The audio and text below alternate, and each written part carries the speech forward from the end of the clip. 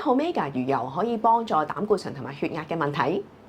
首先，Omega 魚油嘅 Omega-3 脂肪酸係一個維持心血管健康非常之有效嘅成分。已經有數以萬計嘅研究證實，Omega-3 咧係唔單止能夠幫助降低壞嘅膽固醇 LDL 同埋三酸甘油脂 TG， 佢仲可以提升好嘅膽固醇 HDL，